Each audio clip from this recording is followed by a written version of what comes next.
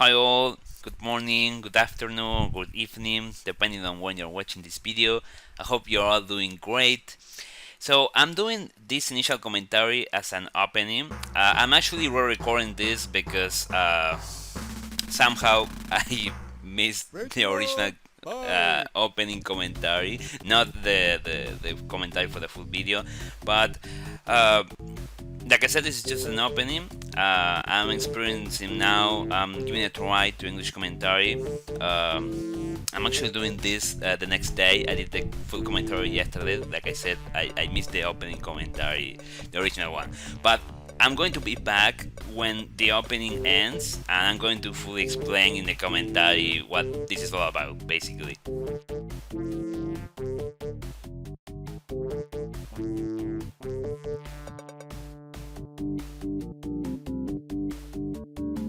Cool, man. Now, okay, so I'm going to explain to you now what was all that about. What was that all about?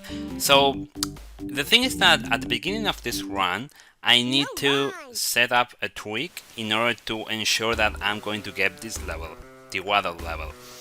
So what happens is that uh, I need to press the start button at a very specific frame. I'm going to give you the details now, but when I do that, I skip the cutscene, right? Because you have the cutscene when you start the game and Bart enters the school, and then you see all the experiments, and then you find the machine where Bart gets installed into this world full of different wars, parallel wars. I don't know what they are exactly, but the point is that in order to be able to see that, I need to perform an edit, because in the original run to see that I need to perform an edit, because in the original run I can't do that. I need to skip everything as fast as possible with the trick that I just mentioned. But at the same time, I don't want, in the final version with the commentary, I don't want to skip that, just because I want as most of the game's content to be displayed on the video, right? I think it helps for viewing pleasure purposes. I think it helps a lot, so I think it's going to look good, I think. So yeah, that about that, right? That about the edit here. So now let's get into the game. So this game I think is very special because I'm going to tell you a little bit of background, a little bit about my story with the game. This game is special in the sense that it was my entry point, so to speak, in 68K, which is the Motorola 68000. Did I say it right? I think so. Which is the programming language that the Sega Genesis uses to process all the instructions and basically for game logic, right? So I learned a lot about it through this game because the way the roulette works is actually fairly complex, and just using other hacking tools, because these are hacking tools, it wasn't enough. And it was actually a very pleasant experience. It was actually very good learning experience, I want to say. I learned a lot, and I think it was great. And in that sense, it's special. Now I'm trying to think about one things to explain here in this run, because there's a lot to say about the game. Playing here in this run because there's a lot to say about the game. There's a lot to say about the roulette. There's a lot to say about the bike level. There's a lot to say about the water level. I'm going to try to really summarize it.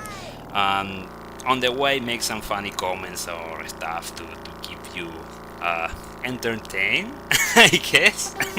I mean, that's partly what making videos is about, right?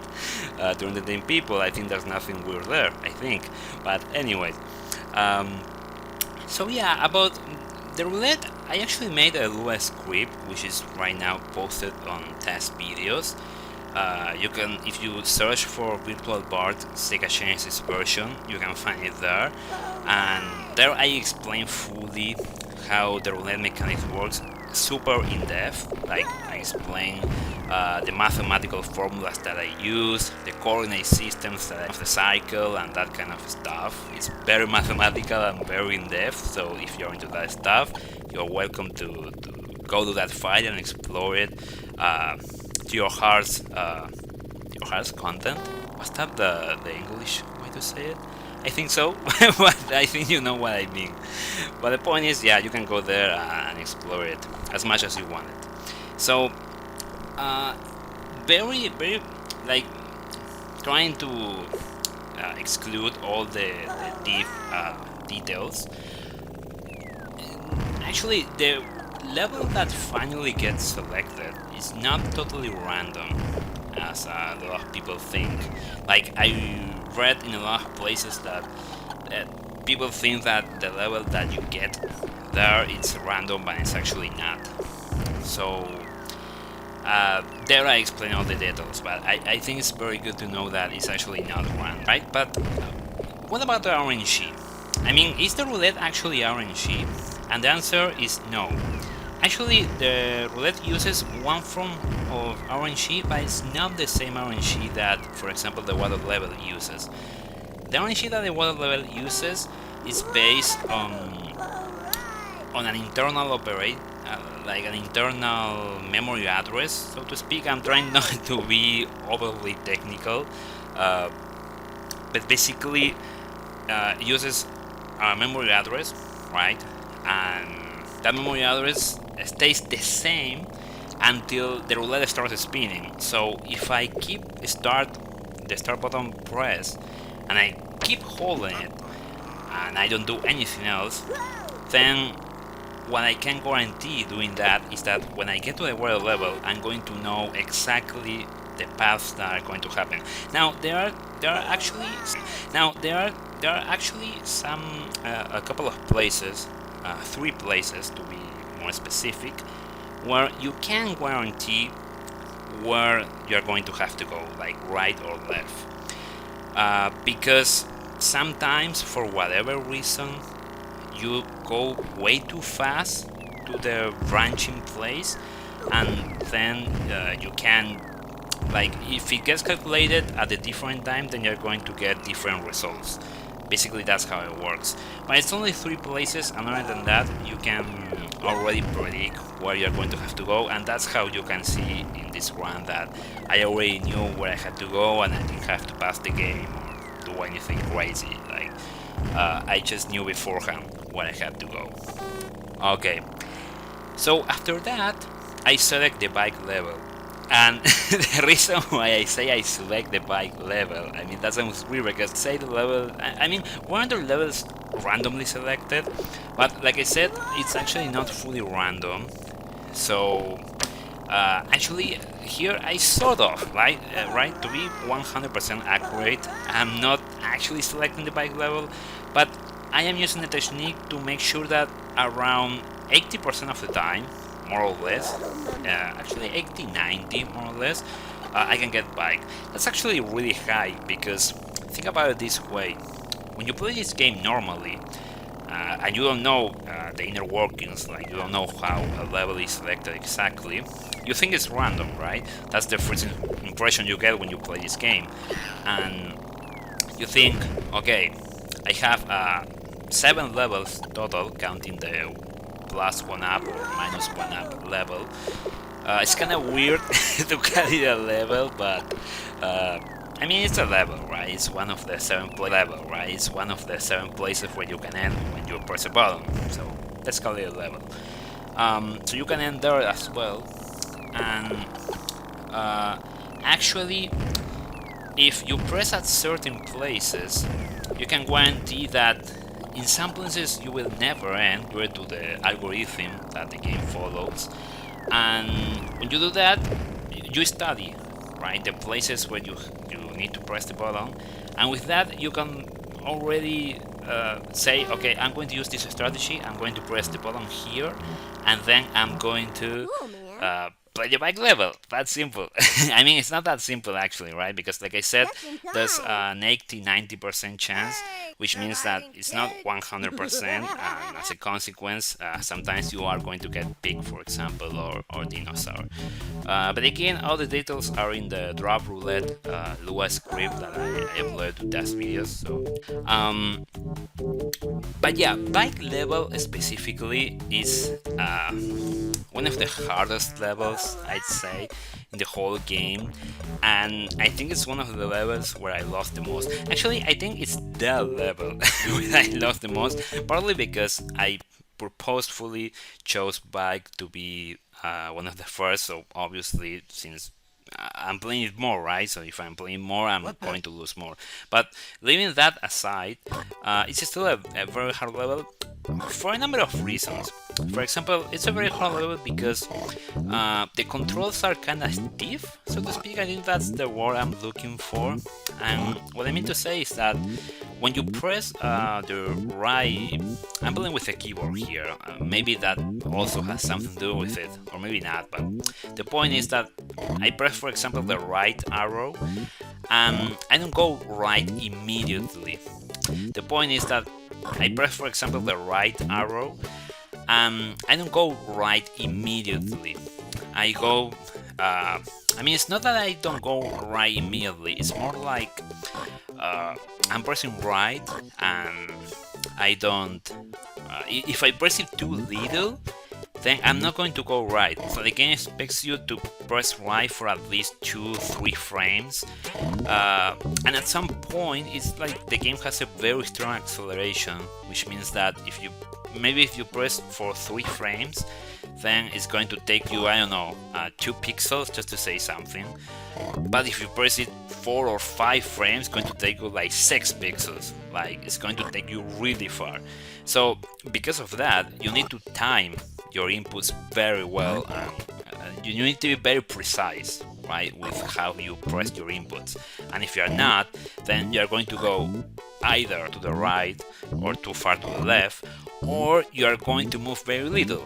And suppose that you have a stone in front of you, which are not the Rolling Stones, in which case maybe it would be maybe people would love more those stones. I'm quoting here a friend of mine, Daniel. If you listen to this, well, I quoted from you, right? I bet you remember. But the point is that maybe you have a stone in front of you, and you need to move right to dodge it, right? And you press the button. You do things right, but the thing is that the game doesn't process that input as you expect. And then you move very little, so little that you can't dodge the stone, and plus you like sus, you get the you get the stone right in your face, so to speak. And the opposite can be you press too hard, and then you go so much to the right or so much to the left that you get hit by another stone. So stones are probably the most annoying obstacle there. Like, sometimes I was like, oh my goodness, why did they put so many stones? I mean, why? Just why? Why is this game so cruel? But yeah, there are a lot of stones in that level. There's nothing you can do about it. Like, you just need to learn the inputs and practice a lot, and eventually it gets easier. Something I think is very important to note here is that when I was practicing, I said, okay, this is a crazily, like, super hard level, so I'm not going to expect to have a very high consistency. So I said I'm going to set reasonable goals, and I said, okay, let's go here for one, which I think is 5% chance. Yes, 5% chance. It's not very high, honestly. When I added to all the other consistency, it gave me, like, it would take me a lot of atoms to get this done, like 1000 atoms or more, depending on what consistency I was taking into account for the other levels. But it was reasonable, right? And at first it was 1 out of 20. I mean, first of all, it was like 1 out of 30 or 50, I don't know. It was crazy hard. I just couldn't complete that level consistently. But as weeks and months kept passing and I kept replaying and replaying and replaying that level, I kept finding new strats. I kept finding out that actually, I always forget his name, but the how to refer to him. You know, let's say the vehicle, the red vehicle. Let's not mention who's driving it. The red vehicle, you can actually dodge it always in a deterministic way, which means that I think Shimbo was his name, I think. So he actually damages you, right? If the other one can hit you, but that one can. They both can hit you, but only Chimbo can damage you. That's what I mean to say. So that's why I'm more careful with him. You probably noticed during the bike level that I was very careful, particularly with Chimbo, and that's why, because he can damage you. The other one can't. So I kept learning things, I kept learning stuff, I kept learning the route, I kept learning the stone location. At some point I already had all map in my memory, so to speak.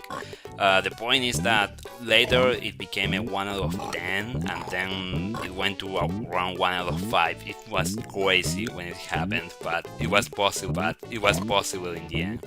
So yeah, just a little bit of story and a little bit of how my experience with the game was, and particularly with the insanely hard levels. So yeah, let's see if there's something important about bike. I think not. I mean, like I said, I won't be able to, like always, when I do commentary in Spanish or English, I'll never be able to explain everything, because these games, believe it or not, are super complex, and it's part of why I enjoy them so much. It's just 40 minutes, but they're so complex and so fun and a lot of stuff. But anyway, I want to say that the things that I consider to be the most important. I think bike, I think that's enough about bike. But let's talk about pig. We're almost finishing pig here. But on pig, I want to say that this section is it's terrible. It's like the guy who designed that section. I know maybe you had great intentions, but please, why do you have to make it so cruel? Like, I mean, honestly, it could have been worse, so in that sense I'm grateful that it wasn't so bad.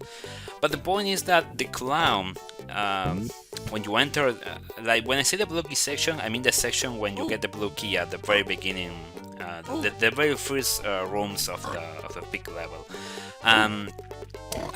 You have a blue key and you have a conveyor belt, I think it was called, and you have a clown shooting projectiles at you. I don't know what they are, bullets, or I don't know what they are. But the point is that he hits you with those, and the terrible thing about that section is that as soon as you enter the room, you don't have any way. As soon as you enter the room, you don't have any way to move. Like, there are a couple of frames, actually I think it's like 1 second or 2, where you just can't you can move. Like, you press right, you press arrow, you press the jump button, and you can move. But, and here's the caveat, you can get hit. Like, you can move, but you can get hit, and it's like, what? What is this? But you can get hit, and as a matter of fact, you do get hit. And one of the runs which I lost was because of that. Was because I got hit there, and actually more than once. It happened more than once. But one was really cruel because no, wait, I think I had incomplete dinosaur, come to think of it. I don't remember right now. But the point is that it's very cruel that it's very cruel, that section, because of that reason. You can't move, so if you get hit, you just get hit. And I remember getting there and like saying my prayers and please, whoever is there, in control of this world. I don't know, just someone out there help me and make that clown not hit me, please. And finally, in this run, he did not hit me.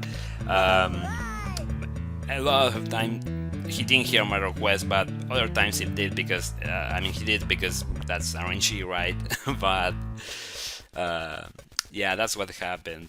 But the good thing, and why I said that at least it's not so bad, is that it has around 50% chance of going well and going bad. Even though during practice I was able to achieve because we live in a crazy world, life is strange and things happen, I don't know, but that did happen. And speaking of which, the way that I was practicing big and RNG areas, including this one picture, was by a Lua script which I call RNG Scramble. Actually, that one is not posted to test videos. I think I'm going to post it because some people might actually find it helpful. But that script, basically when you load a Savestate, it overrides the RNG address with random values. So that way you load a Savestate and you get different results. Like for example, here I got this location of people, here I got like this speed, but if I load the Savestate again, then I can get them in different locations with different speeds. So that's very crazy. I remember that I said, okay, I'm going to practice for a bit and I'm going to leave it because I have stuff to do. I want to do other things in my life, but at the same time I didn't want to leave there because I feel like if I have many victories, mathematically speaking, that will give me more chances to fail during the no damage run.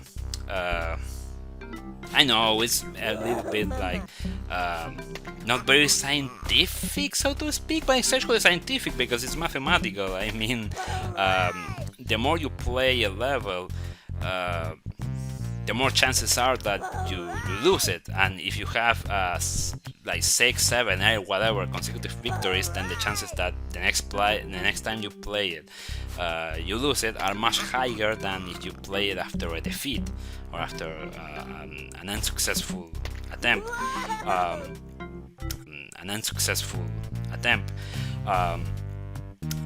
And no, it didn't happen, and then finally it happened, and it was crazy, but yeah, that happened. And so yeah, that about Pig. Of course, there are a lot of things to say about the furnace section as well. But yeah, something very important that I wanted to say as well regarding picture is that before I continue, like always, if you have any questions, just let me know and I will gladly answer in the comments, because I believe that part of the enjoyment of doing this kind of run is having the information about the run, especially if you want to attempt it yourself. I think it's very cool information to have. So I will answer, no problem. But due to time constraints, basically, I'm going to focus now on a few things. So regarding, I never try to shoot towards the left. I say right? Yes, left. The left side. And the reason for that is that for whatever reason, which I'm not sure why, but for whatever reason, when you shoot towards the left, you have like a much lower chance of landing the hit. So you hit towards the left, but you see that you clearly hit the guy. You clearly hit Milhouse and any kid who is in there, but they don't actually get hit. And it's like, what, they have superpowers or something? But that only happens on the left side. On the right side, it doesn't happen. I mean, you still can hit the kids on the right side, on the left side, I mean, but not always, right? It doesn't happen. I mean, you still can hit the kids on the right side, on the left side, I mean, but not always, right? It's very inconsistent. Maybe out of 20 shots, only one lands. It's something like that. It's very crazy. So I got tired of that, and I said, okay, screw it. I'm not going to even try on the left, because it's not only a waste of time. Because you may think that, well, just try, and if it lands, it lands, and if it doesn't land, it doesn't land, right? Why make a fuss about it, so to speak?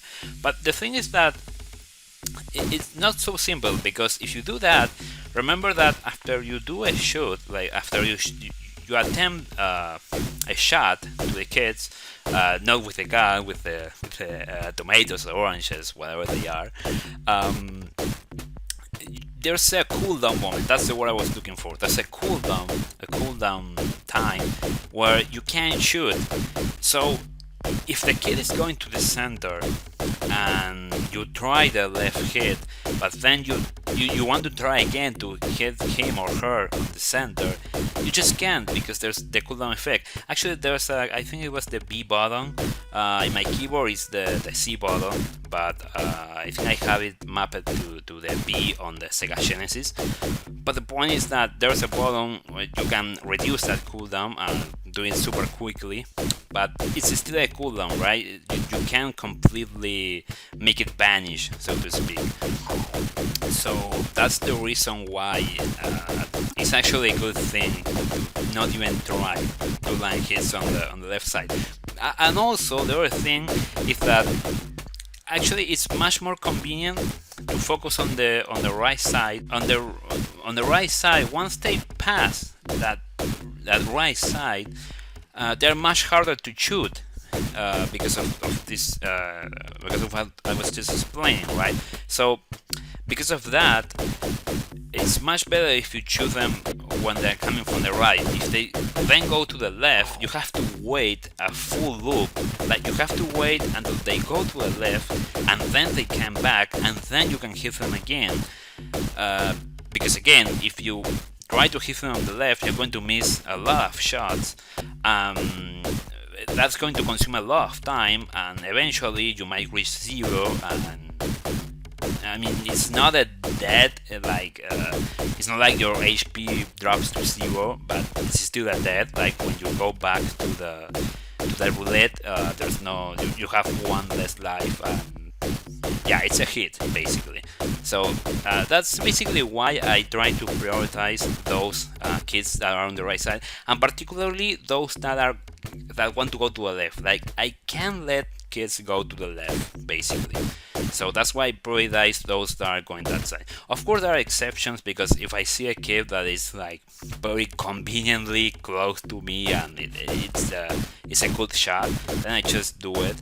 But normally I try to do that in order to increase my chances of winning the level, basically. So yeah, that about picture. Now, let's get to dinosaur. The pause is intentional because this level is very special in a lot of ways, including the fact that my plan was to play first dinosaur and then pick, but because of what I told you before about the chances of getting a level, here I wasn't able to select. I mean, I was actually targeting picture, but because picture has the same problem as bike, has around the same chance of being selected, then I got pick. But I actually didn't want pick. I actually wanted picture. And once you get picture, if you hit the button on the right frames, I think it's 3 frames for dinosaur or 4, you have, like, you are rest assured you can get either the 1-up or icon, let's call it the 1-up icon, or you can get the dinosaur level. So it's a good treat, basically it's a good deal. But that if you have all 3 levels, water, bike and picture already not, then it won't work. You will still have a certain chance of getting any other level.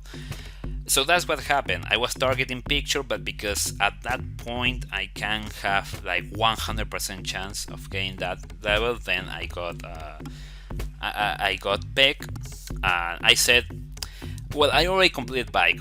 Usually, if I already complete bike, which is insanely hard, as I said before, then I say, at that point I say, well, whatever. If I get pick first, then I get pick first. If I get dinosaur first, I get dinosaur first, and whatever.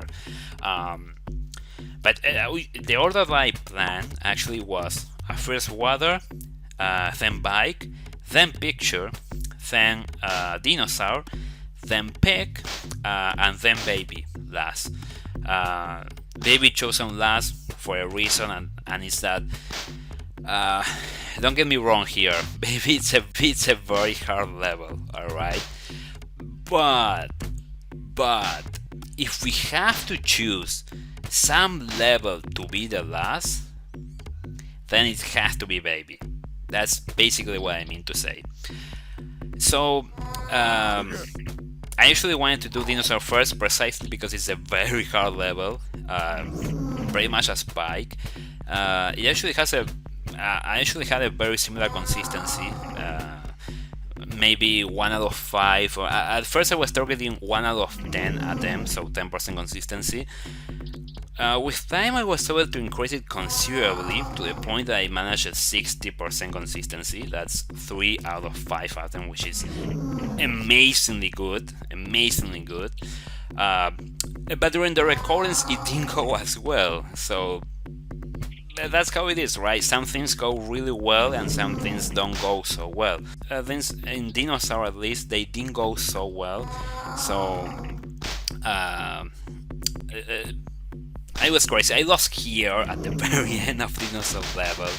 I lost here. I lost like 4 times, I think. It was crazy. It was like I'm just one step away of completing this insane level. I'm losing here. I'm sleeping off the edge of this platform. Oh my goodness! Like, please, game, please.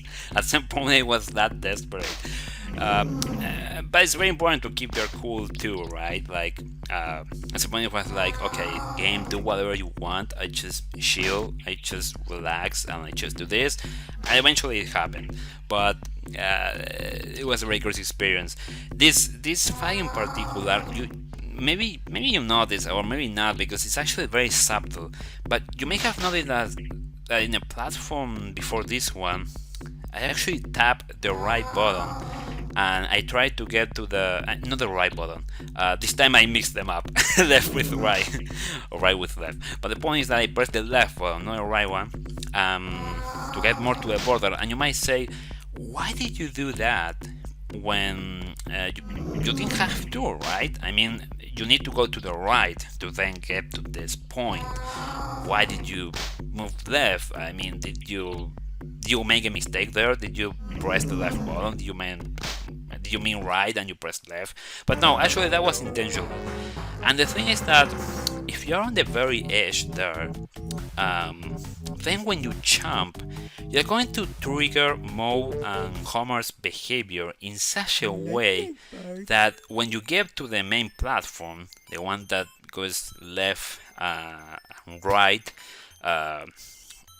back and forth from Homer to Moe, and from Moe to Homer, it's going to be deterministic. It's all going to be super predictable, but only if you do that setup. So that's the thing. That's why I moved there intentionally towards the left, very close to the edge, very risky. In fact, in one of my attempts, I lost that way by sleeping there. But it has to be done that way, because if not, it's totally random and you can't predict where. I mean, you can predict when Homer and Moe are going to throw their stones, and that's very bad because you don't know when to jump, and it just messes things up. You don't know when to attack. Like, if you just dodge the stones and don't attack, Like it's like the saying, offense is the best defense in a way. Like it's like the saying, offense is the best defense in a way. Like if you keep defending all the time, eventually the timer reaches zero and you die and you get a hit and the run is over. So you need to attack as well. It's not just defending. But how can you attack if you don't know when you have an opening? Like if you attack when they are throwing a stone, and here's the other thing important about Dinosaur: the whip is actually kind of broken in the sense that sometimes you hit the enemy with a whip, but you still get hit. I don't know if there's a bug there with hitboxes or I don't know. But the point is that you still get hit, and that's actually why I tend to avoid the whips in Dinosaur and use them as less as possible. Um, so yeah, I try to do that and prefer jump over the whip. But yeah, but yeah, that's what happens there. There's a lot happening there. It's totally okay if it looks hard, because it is hard, let's be honest. But I'm out of here. so about Dinosaur. Let's leave Dinosaur at that. Let's talk about Baby for a moment. And let's talk specifically about that race for a moment. Because that race was the cause for...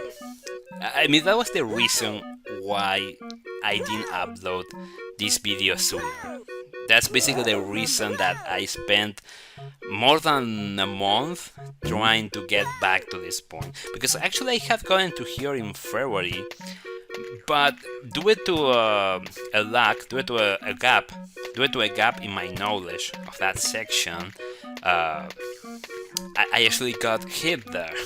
Like I didn't get right my setup, because you actually have to set up very well that race. Like you have to in lots of the game you need very precise inputs. That's the truth. There I had a gap. Like I didn't know exactly how I had to enter my inputs, and that caused for my setup not to work, and I actually got hit in that race. And it was the last level. And I got hit there, and it was very difficult to process, but here we are. 1 month later, the run is done. So when all is said and done, we have it here. Here's the run. So that's the important part. But yeah, something that I've been wanting to tell you also is that for those of you who follow me since a while, you may have noticed that I don't have any. Reason for that is that right now I don't have access to my camera. I will have access maybe in 1 or 2 months. And actually, saying that I don't have access may look kind of weird, but honestly I don't know how to phrase it any other way. So let's say that I have access right now, and I said, well, I can wait a couple of weeks, but then I'm going to already start forgetting things about Virtual Bart, because whenever I end a run, it's like, okay, it's done, let's focus on something else now. And that's why I'm doing this now. Actually, the run happened yesterday. Today is March 24th. Maybe the run will be uploaded, I don't know, tomorrow, Monday, or on Tuesday. I don't know. It depends on how much time it takes me to edit and all that stuff. But I said, okay, let's do it now that it's fresh, and that's why we are here. But yeah, that I have when I comment runs is that I want to explain so much because I love explaining things. That's the truth. I don't get the time, right? Because the video ends. It's going to end in 2 minutes, and it's like I have to cut my explanation. So right now I think I'm going to cut all explanations so that the video can end smoothly, and I don't have to, I don't know, to add an image at the end or something like that. So we have here this ending that I heard a lot of people saying that they don't like this ending, like they don't find any sense in it. And I don't know if they're saying sarcastically or something, but honestly, To me, it's a great ending. Like, I'm not being sarcastic, by the way. I think it's. I honestly believe that it's a great ending, by the way. I think it's. I honestly believe that it's a great ending. And the reason for that is that, if you think about it, it's like Bart enters a quest here where. I mean, pay attention to the sign at the beginning. It says victim needed. It doesn't say like, "Hey, come here and have fun. Come here and have a good time." No, it doesn't say that. It says victim needed. Like Bart fell into a trap by going.